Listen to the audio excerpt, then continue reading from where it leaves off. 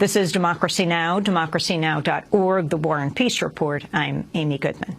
This week marks the final week of Black History Month. And this year, 2013, marks the 50th anniversary of a pivotal year in America's civil rights movement. On August 28, 1963, an estimated 250,000 people joined the March on Washington for Jobs and Freedom, where Dr. Martin Luther King delivered his famous I Have a Dream speech. Well, today we spend the hour featuring an historic look at the movement that led up to that March on Washington. We are major excerpts of the rarely seen 1970 documentary King, a filmed record from Montgomery to Memphis. The film was directed by Sidney Lumet and produced by Eli Landau, largely made from original newsreel footage. The film was played at a one-time-only event, March 24, 1970, in theaters across the country. The film was nominated for an Academy Award and is listed in the National Film Registry. But ever since 1970, the documentary has been rarely seen until now, as the distributors of the film have given us permission to share it with you. The film's just been released as a 2-DVD set by Kino Lorber. It begins December 1955 with Dr. Martin Luther King Jr. addressing a full church in Montgomery, Alabama. It was just days after Rosa Parks was arrested. The African American community in Montgomery had gathered to decide whether to begin what became the famous Montgomery bus boycott.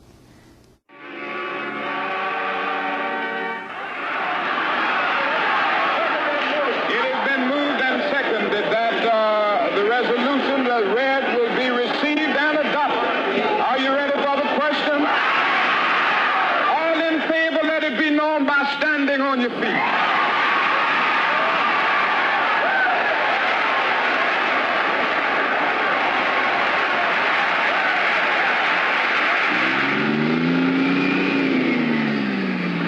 That was the day that we started a bus protest which literally electrified the nation.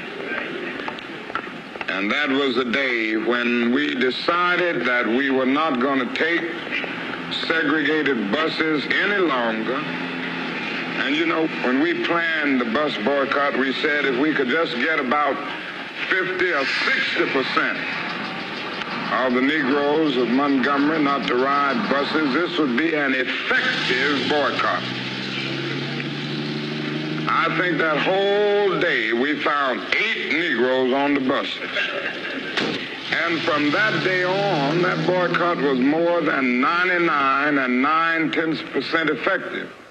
I remember that Monday morning when I was subpoenaed to be in court, the chief defendant. Many things ran through my mind. And I started thinking about the people. All day long trying to think of something to say to the people. Finally, I tried to talk. My words were fumbling a bit. Let us fight passionately and unrelentingly for the goal of justice and freedom. Let's be sure that our hands are clean in the struggle. Let us never fight with falsehood and violence and hate and malice, but always fight with love, so that when the day comes that the walls of segregation has completely crumbled in Montgomery, we will be able to live with people as their brothers and sisters. Now I say to you, my friends, rise up and know that as you struggle for justice, you do not struggle alone, but God struggles with you. Freedom is never given to anybody. For the oppressor has you in domination because he plans to keep you there, and he never voluntarily gives it up. That is where the strong resistance comes. We've got to keep on keeping on in order to gain freedom.